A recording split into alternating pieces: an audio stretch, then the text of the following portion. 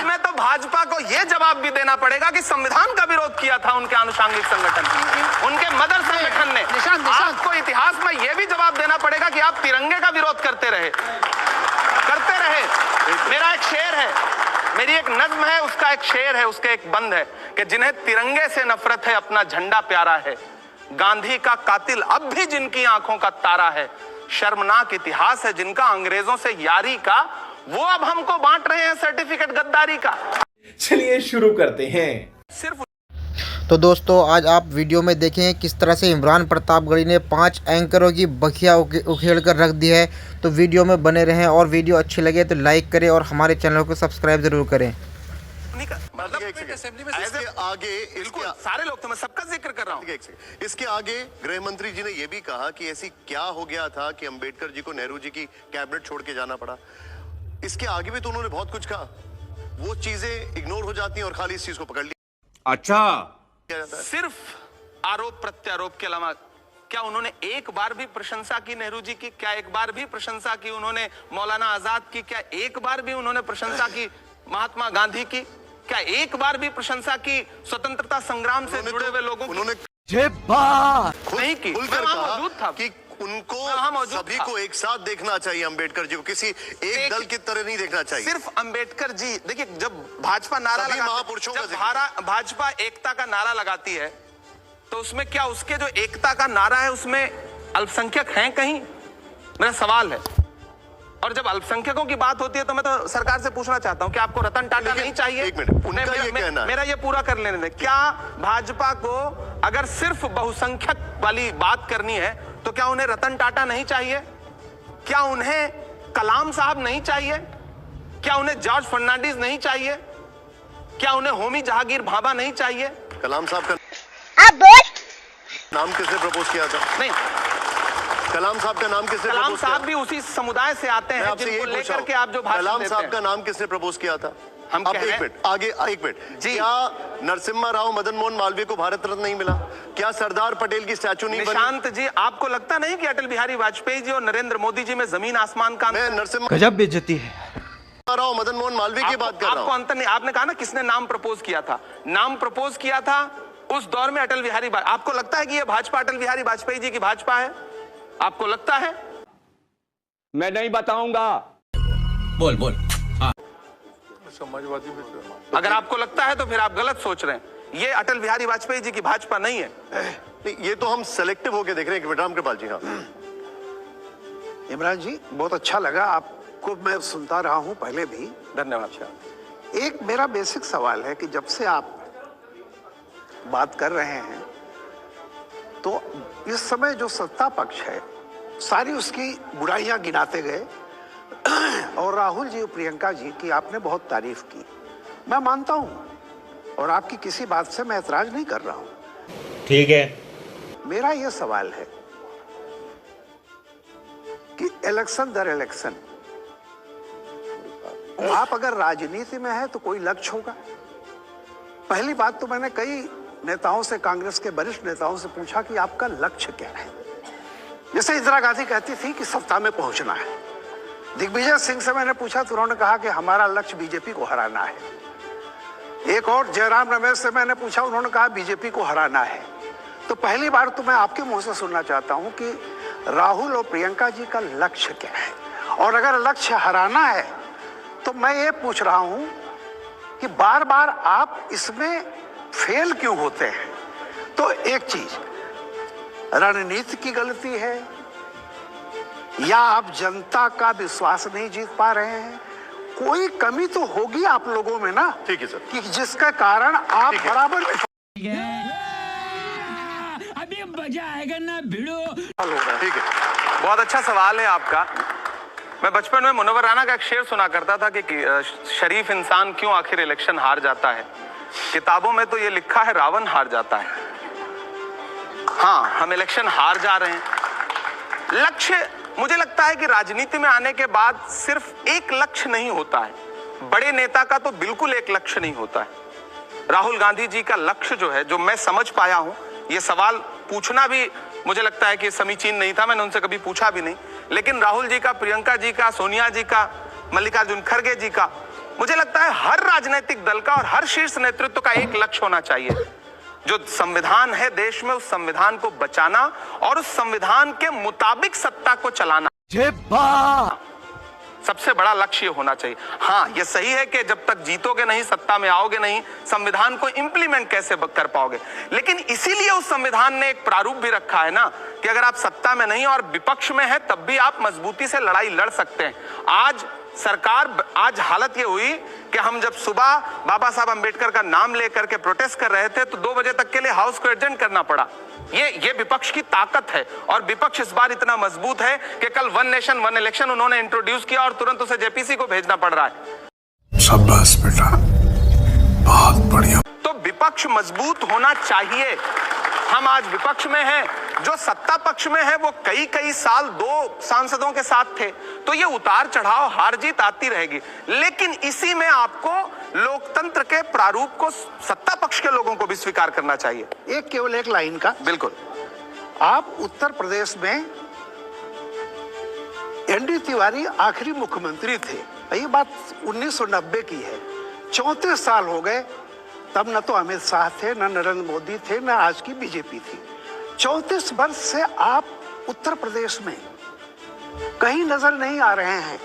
इसके लिए आपने सोचा, आज की मौजूदा सत्ता तो मैं मान ले रहा हूं, तमाम चीजें आप देख तू होंगी, ठीक है, लेकिन 34 साल से आप उत्तर प्रदेश में नहीं है। हम वहां सत्ता में नहीं है, हम ये बात को स्वीकार करते हैं। और कमियां तो जाहिर सी बात है, हम अगर सत्ता में नहीं है, हम राजनीतिक तौर पे बहुत ज्यादा सत्ता के करीब नहीं है, तो कमियां तो रही हैं, बुजुर्गों से होती हुई यहां तक आई हैं, उसे सुधारना है। लेकिन हम आपको ये आश्वस्त करते हैं, हाथरस हो, संभल हो, किसी भी पीड़ित परिवार हो, बिजनौर हो, मुजफ्फरनगर हो, आप जब भी नजर उठा के देखेंगे तो आप ये पाएंगे कि राहुल जी हो, प्रियंका जी हो, जब भी जरूरत पड़ी है ये लोग पीड़ितों के साथ वहां जरूर खड़े नजर आए। ये मैं तथ्य के साथ ये बात कह रहा हूं। प्रधानमंत्री ने एक बाकायदा ट्वीट करके बोला है कि अगर इतनी इज्जत होती अंबेडकर की तो उनकी तस्वीर सेंट्रल हॉल में कांग्रेस लगाती, बाकी किसी दलों को लगाने की जरूरत नहीं होती। और दूसरा सवाल मैं ये आपसे कर रहा हूं, आपको नहीं लगता कि Congress party single issue party बनती चली जा रही है? कोई भी चीज होती है आप लाल किताब उठाते हैं, नहीं तो फिर बोलते हैं अडानी इसका रहा। पहली बात तो ये लाल किताब देख करके सत्ता पक्ष इतना भड़क क्यों रहा है? सांड भी इतना लाल कपड़ा देख के नहीं भड़कता जितना लाल संविधान देख के भड़क रहे हैं। खत्म। गलत क्या है? 10 विजुअल मौजूद है जिसमें राष्ट्रपति महोदय या महोदया, प्रधानमंत्री जी को वही वाला संविधान, जो मतलब कलर से आप संविधान के बुक कवर से आप मतलब तय करेंगे कि ये कौन सा संविधान है। झूठ बोलेंगे सदन में कि राहुल गांधी जो संविधान लेके चलते हैं उसके पन्ने तो कोरे रहते हैं। कल अभी सदन के अंदर बोला है, ऑथेंटिकेट करने के लिए उनको चेयरमैन साहब ने नहीं कहा। बात क्या है ना कि भारतीय जनता पार्टी जिन प्रतीकों के माध्यम से खेलना चाहती है ना, देश अब समझता है। आप उधर तो दलितों के खिलाफ अत्याचार और इधर सोचेंगे कि अंबेडकर जी की एक फोटो लगा देंगे तो दलित बहुत खुश हो जाएगा। आप देश के दलितों को मूर्ख समझते हैं। सब जागरूक हो गए हैं, उनको पता है कि बाबा साहब अंबेडकर के संविधान को सबसे ज्यादा चोट कौन पहुंचाना चाहता है। आप जातिगत जनगणना क्यों नहीं करवाते, क्यों नहीं हक देना चाहते? प्रधानमंत्री जी सिर्फ फोटो लगा देने भर से या एक बार नाम उच्चारित कर देने भर से नहीं काम चलेगा। आप देश की जनता जागरूक हुई है और इसीलिए शायद आप परेशान हैं। ये दबदबा, ये शोहरतें, ये नशे दौलत, किराएदार हैं, सब घर बदलते रहते हैं, ये भी बदल देंगे। जब करवाली बेइज्जती आप हिस्ट्री पे जाएंगे तो ये भी हमें बताना पड़ेगा कि 370 के मुद्दे पर बाबा साहब अंबेडकर ने कैबिनेट छोड़ी थी। हमें ये भी बताना पड़ेगा वो फॉरेन पॉलिसी को लेकर भी कैबिनेट छोड़ने के लिए तैयार थे, वो उससे पूरी इत्तेफाक नहीं रखते थे। कई सारी चीजों पर तो बहुत सारे फैक्ट्स हैं जो कि सामने निकल कर आएंगे अगर आप हिस्ट्री पर जाएंगे।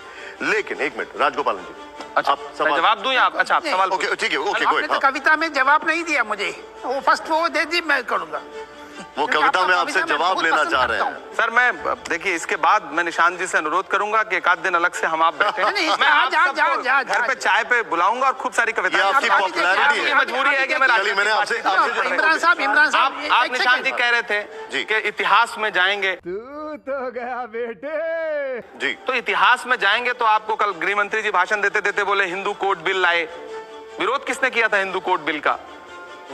तो इतिहास में तो भाजपा को यह जवाब भी देना पड़ेगा। इतिहास में तो भाजपा को यह जवाब भी देना पड़ेगा कि संविधान का विरोध किया था उनके आनुषंगिक संगठन, उनके मदर संगठन ने। आपको इतिहास में यह भी जवाब देना पड़ेगा कि आप तिरंगे का विरोध करते रहे।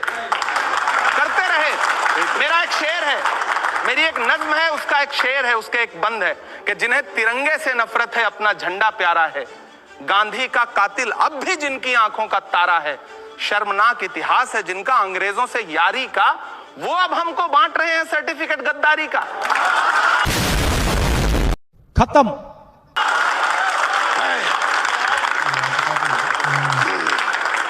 इमरान जी, बहुत अच्छे अंदाज में आपने वर्तमान सत्ता की बखिया उधेड़ी है और समाज की जो समस्याएं हैं, तो कांग्रेस पार्टी ने समस्याएं तो गिनाई, विकल्प क्यों नहीं बन पा रही है, इसका एक मैं जवाब दे रहा हूं, एक सवाल पूछ रहा हूं एक शेर के माध्यम से जो स्वागत है।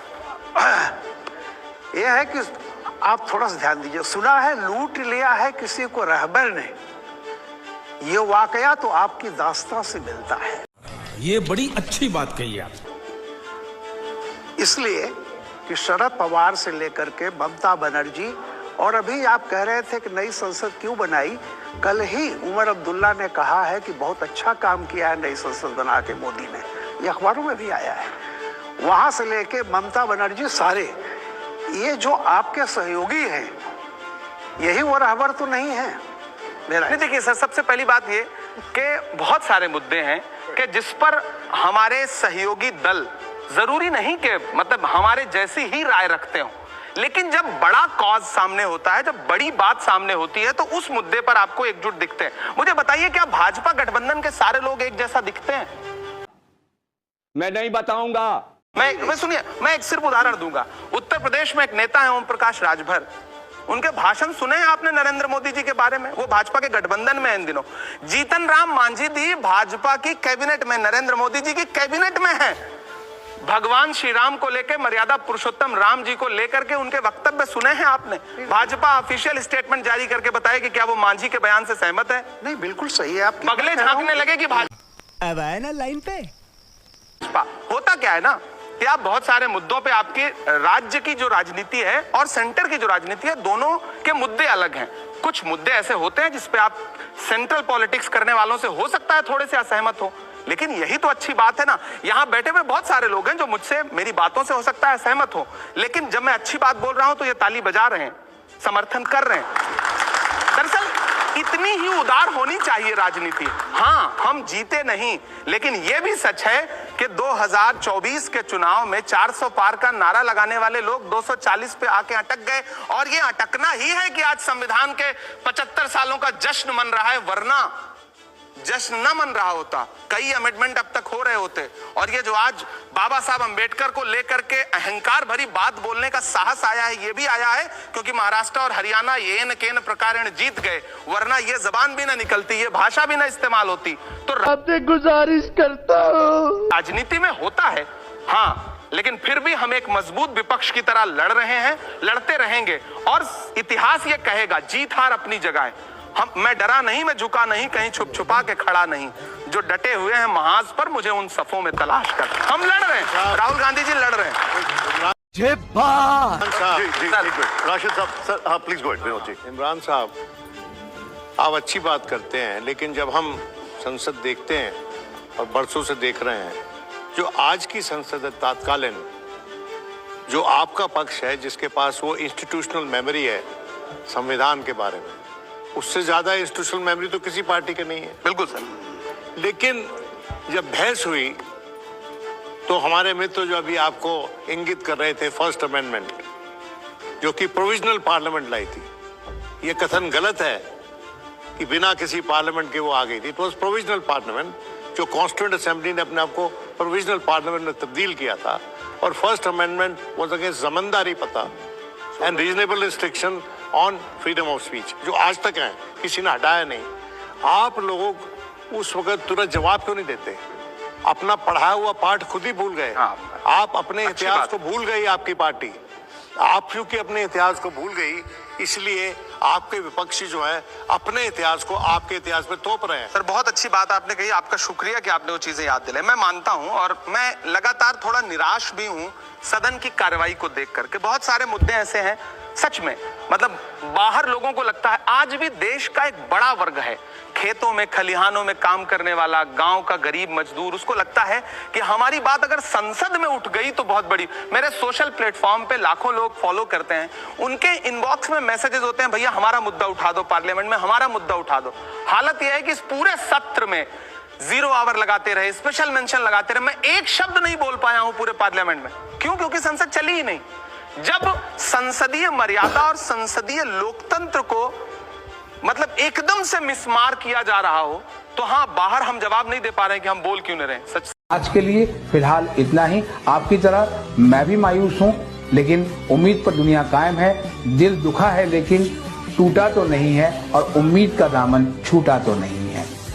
इसलिए आज के लिए इतना ही।